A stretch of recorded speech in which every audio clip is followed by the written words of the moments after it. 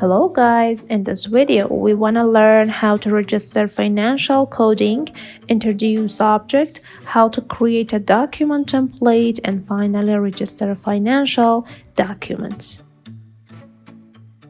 The first step in registering the account coding is to define the group, main ledger, and sub-ledger account.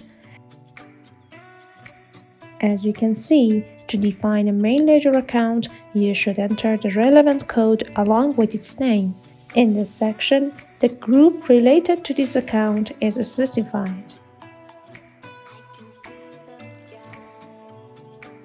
Now, we have to define sub-ledger accounts connected to this main ledger.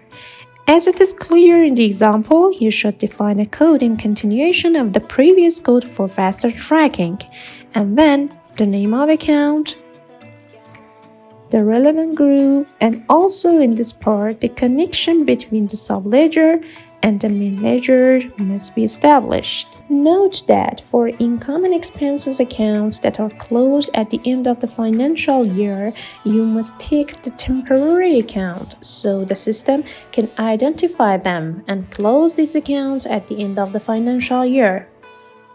So far, we have defined financial coding. Now we have to define their objects and their relation with the sub-ledger account. Let's see. Objects include customers, suppliers, bank, personnel, shareholders, project, contracts, and etc. So, at first, we will define the objects and then I will attach a relevant code to these groups. To define objects, open the object form and enter any code as you want. Specify its name and that's it. Now, in the type of object form, just specify the name of the group and establish the connection between each object and the desired group through the operation section in this form.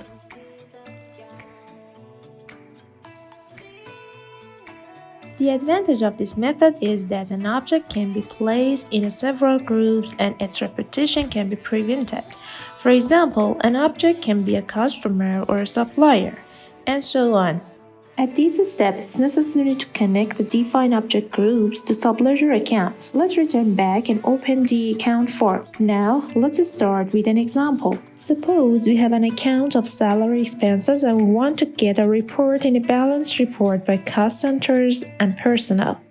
Therefore, it's necessary to specify the first layer of the account, cost centers, and specify the personnel in the second layer.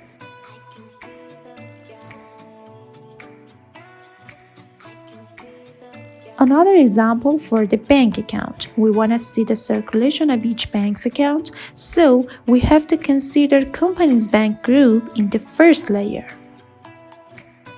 There is another option in the second tab where you can directly connect object to a specific account instead of connecting to the group.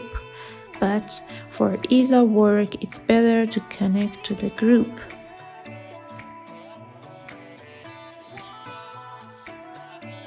If you want to see at a glance how we define the chart of account and the layers of the objects, we can see from the operations section of this report.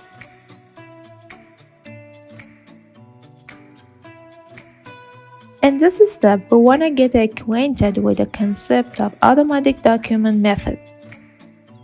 As you know, most of activities of an organization eventually lead to a financial document. The main advantage of using the ERP system is that in each module you can directly and automatically export the document related to that activity and view it in an accounting system.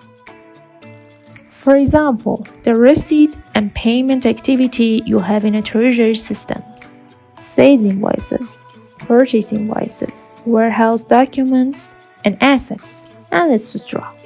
You can issue an accounting document with a key on that activity. For automatic document issuance, it's necessary to define a template for each type of activity in this section. Let's record a cash payment together and see how we can define a format for its accounting document. Suppose we have a payment with the subject of payment to the supplier and with the type of telegraphic transfer as example. For this model of payments, we have to select the coding definition from the Automatic Document Registration Methods section. Enter the payment model and choose Telegraphic Transfer in Cash type with the subject of payment to the supplier. Now, in the Credit tab, register bank account, and in this section, we select the same bank group. In Debit tab, register the trade accounts payable. Then, in Object layer, we select the contact group.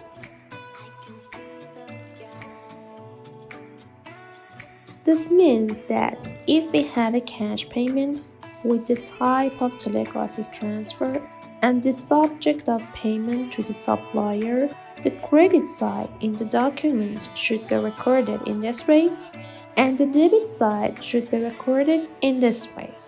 Keep in mind that this format is defined only once. Now, let's see how automatic payment document is registered easily.